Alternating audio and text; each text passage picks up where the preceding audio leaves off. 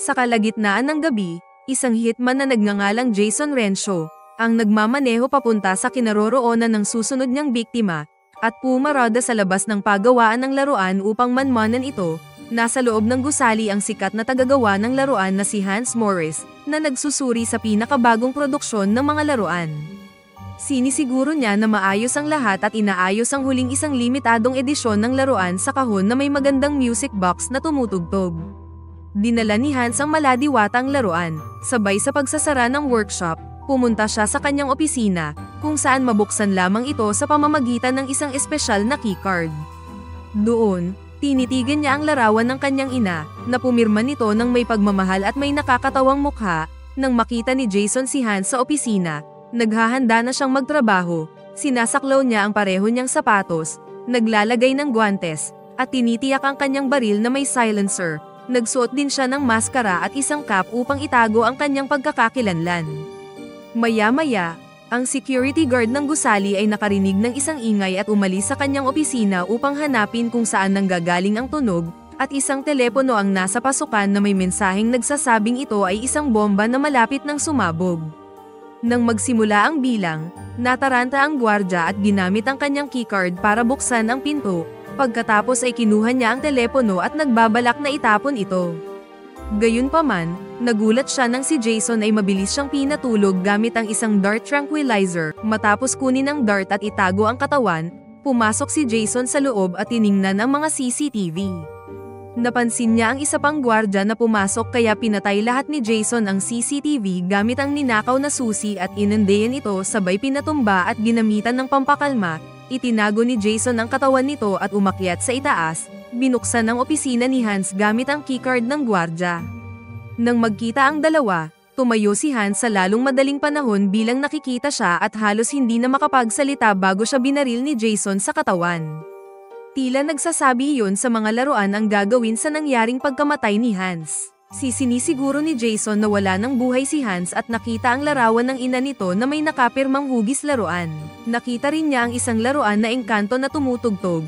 Tila natutuwa siya at kinuha ito sabay inilagay sa kanyang bulsa. Sa susunod na eksena, nakasakay na sa isang flight si Jason katabi ang isang pasaherong babae at nakita niyang nakawire na ang payment sa kanyang telepono. Kinausap siya ng katabi niyang babae kung meron pa siyang extrang bubble gum. Kinuha ni Jason ang gum sa kanyang bag. Kaya nakita ng babae ang isang laruan na engkanto sa bag at tila nakakatakot ito.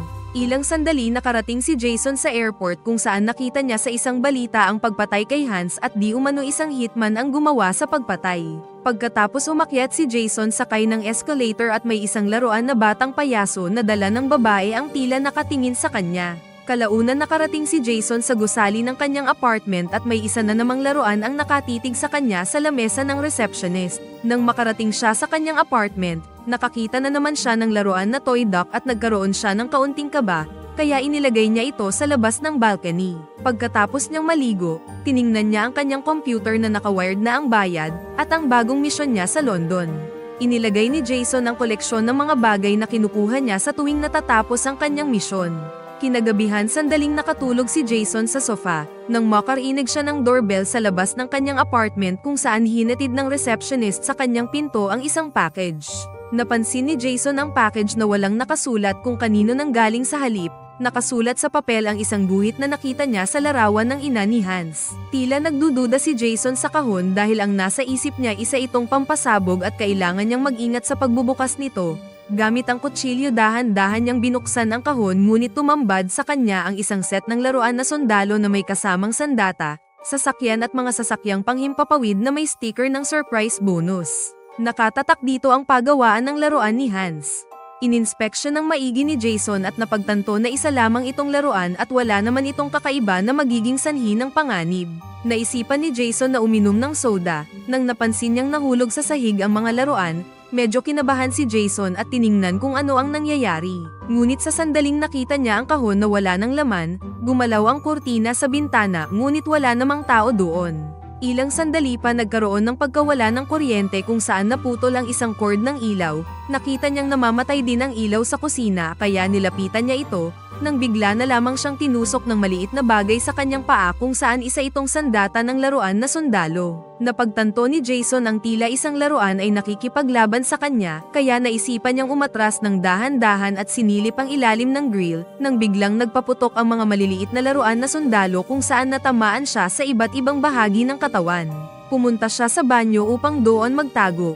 Tiningnan niya ang kanyang sugat na natamo, pagkatapos sumilip siya sa pinto at binuksan niya ng bahagya, upang alamin ang patuloy na pag-atake ng mga laruan. Sa puntong iyon, isang missile ang pinakawalan ng mga maliliit na sundalo at nabasag ang ilaw. Nang makatsyempo si Jason, nagawa niyang makasilip sa kanyang salamin ngunit isa na namang missile ang pinakawalan, at tumama sa salamin na hawak ni Jason.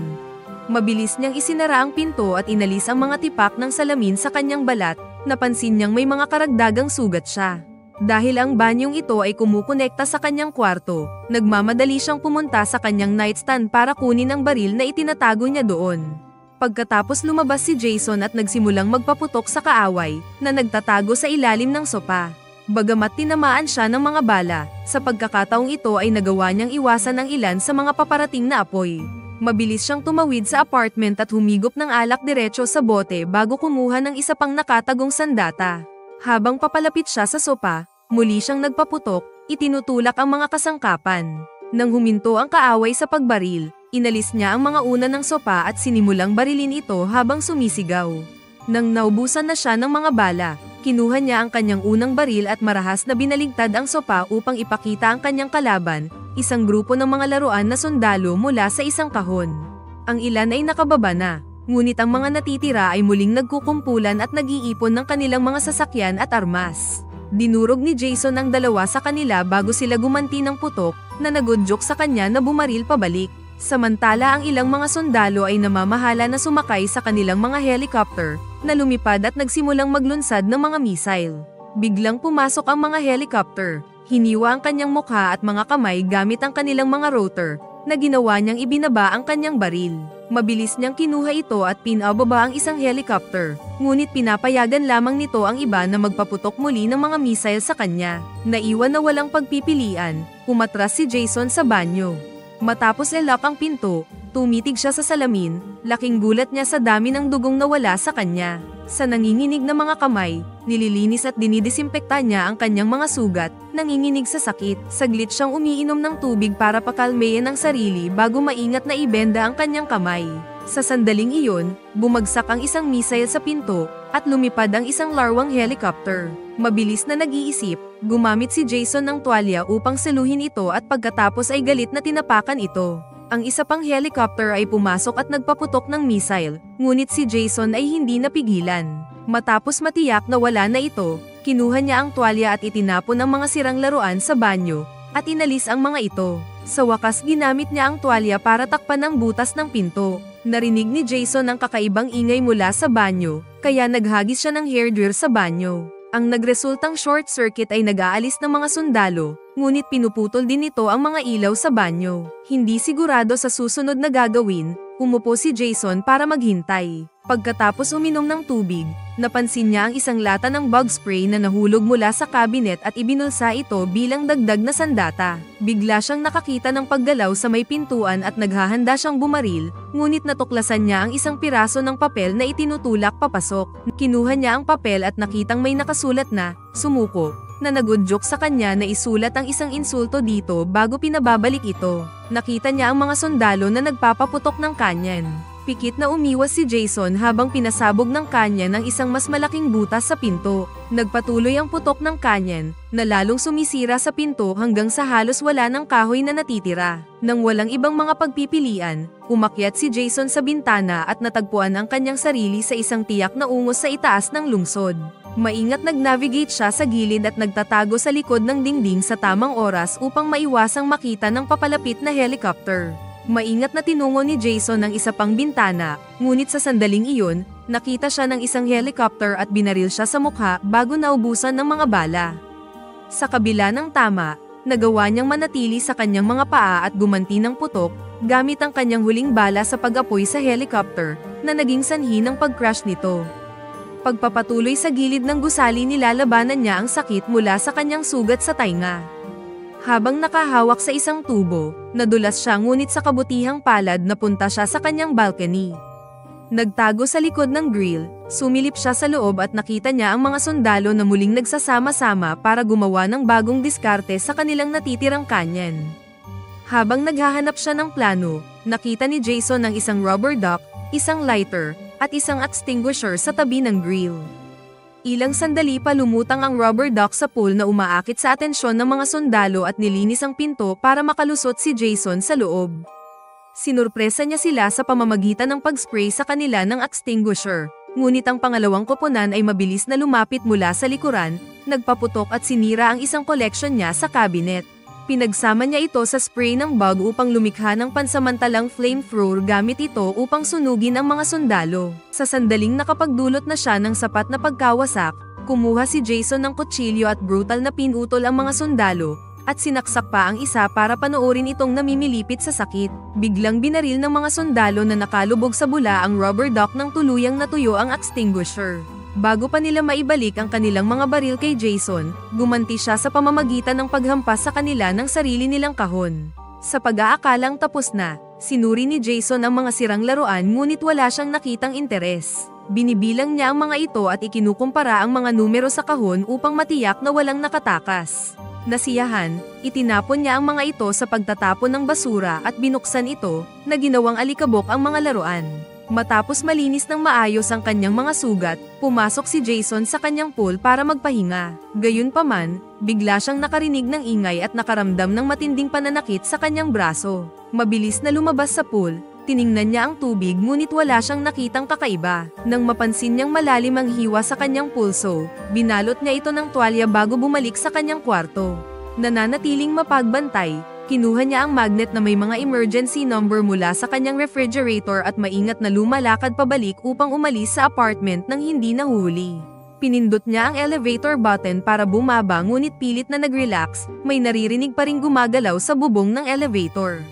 Nagsisimula ng gumalaw ang ingay, hudyat na may pumasok sa mekanismo ng elevator. Biglang nagpaputok ang isang putok, at ang panel ay sumabog, na nagpalubog sa elevator sa kadiliman at naging dahilan upang ito ay tumigil. Bumukas ang hatch sa kisame, bumungad ang isang mas malaki, mas malakas na sundalo. Habang tumatalo nito sa loob, sinubukan ni Jason na subaybayan ang mga galaw nito gamit ang kanyang maliit na flashlight, ngunit masyadong mabilis itong gumalaw, na pinuputol ang kanyang mga binti. Pagkatapos ay tumalon ito sa kanya, na nagdulot ng malalim na sugat sa kanyang braso, na mabilis niyang sinigurado gamit ang kanyang sinturon upang maiwasan ang labis na pagdurugo. Sa paglingon, nakita ni Jason ang sundalo na umungol sa kanya mula sa panel bago ito umakyat sa hatch. Sa sandaling iyon, biglang sumabog ang isa pang pagsabog malapit sa kanyang paanan, at nakita niya ang kawal sa itaas niya na naghahanda sa pag-atake. Nang mapansin ang papalapit na pangalawang elevator, tumalon si Jason dito para makatakas. Habang pababa ito, lumukso siya sa loob, masakit na lumapag.